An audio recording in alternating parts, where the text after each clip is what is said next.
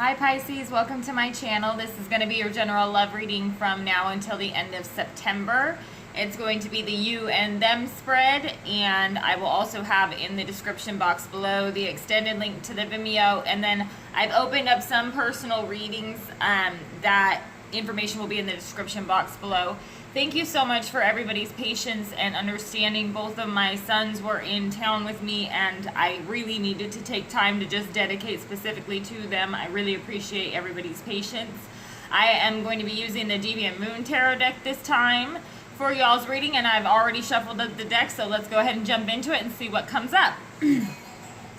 First card, right out the gate, we got the Ten of Wands.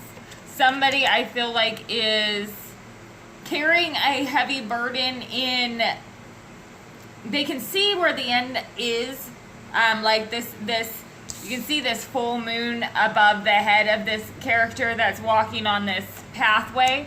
So it's like, it is a rough journey, but I can see where I'm going, I can see where I'm headed, I can see where the end is in sight, and I feel like it's this intuitive knowledge that's been gained throughout this process as well. It's kind of been a growing process for this person. Other person, we have the Knight of Cups. Again with that full moon up there, and this is definitely that Piscean full moon right now that really, this could definitely be you. I feel here that this is a process of contemplation for this individual. You see them holding the cup there with the moon directly over it. They're not in the water, not touching the water. I can't see any of the water in the cup, so I feel like this is more of a contemplation than an action card. And they're not facing each other from my perspective here. It's the full moon above both of them that I feel like they're looking on the same path but not necessarily seeing each other right now. Underneath this Ten of Wands, we have the High Priestess.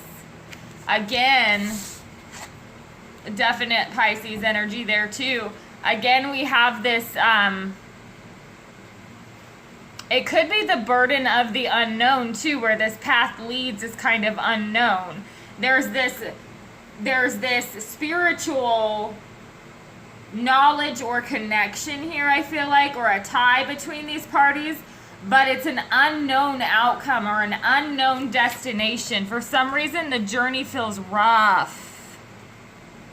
I feel like this High Priestess here with her eyes closed, and then this Ten of Wands with their eyes wide open. I feel like it's kind of this dynamic where this person has to take a practical and intuitive approach to everything in this relationship, which makes it kind of a burden, which makes it difficult because it's hard to navigate. Look at that. Underneath that Knight of Cups, we have the Devil. And from this perspective here, where I am, that Devil is facing that High Priestess who has her eyes closed and is facing away from the Devil. I feel like for some of you, there is maybe a case of extreme codependence or something that's taking place in this relationship. It could be a highly sexually charged relationship with the Knight of Cups and the Devil. Maybe dealing with the sign of Capricorn, but again, I feel like this is more along the lines of there's a dynamic here. I'm drawn to the horns and to the numeral 2 here for the High Priestess. There's a dynamic here where it's like once this party closes their eyes, this party becomes the hunter a little bit. Maybe it's a matter of once you withdraw, they decide to come out after you. That Devil energy, though, has more to do with the ego. The Knight of Cups means that there are emotions there, but the ego kind of takes over this, I feel like. And I feel like this High Priestess Ten of Wands character is aware of that. Their intuition is aware of that. So I feel like they're constantly trying to gauge where this other party is. And then underneath this High Priestess and the Ten of Wands, we have the Four of Pentacles.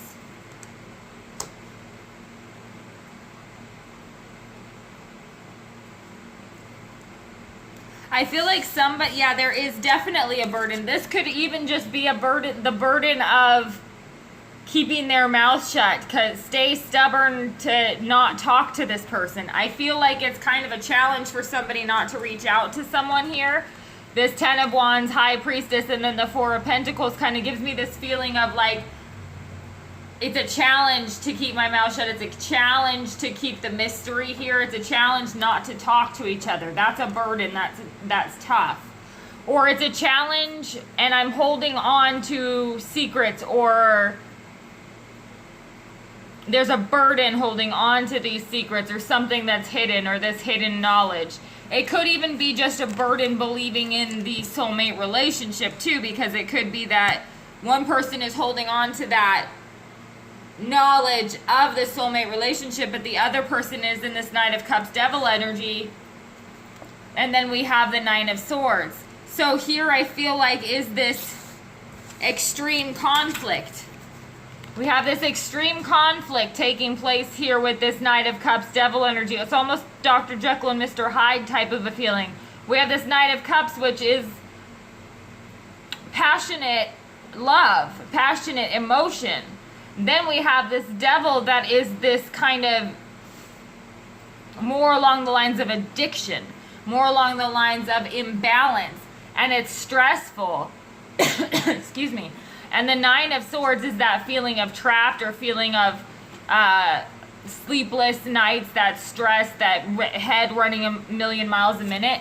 So I feel like somebody is in deep conflict. Excuse me. About their feelings for this person, and that could be part of what's causing the problem here. So I think that it could be like that sort of a dynamic where one person excuse me, I have to get a drink.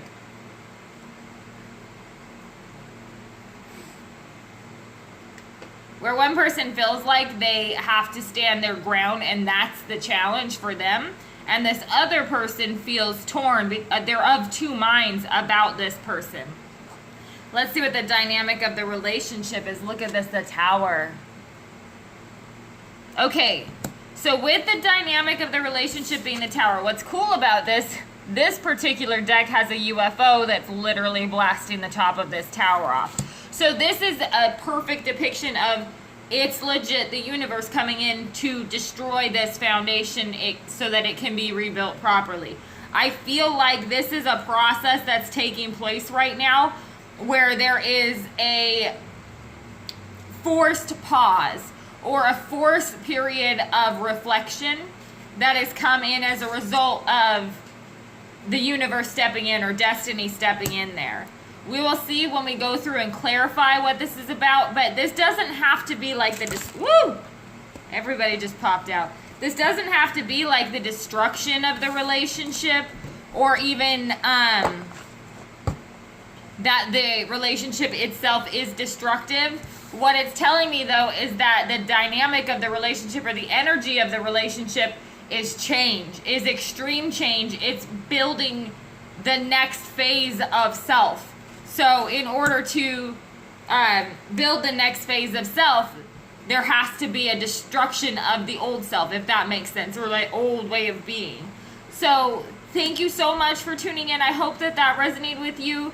Please check out the extended if it did, and I will speak with you soon.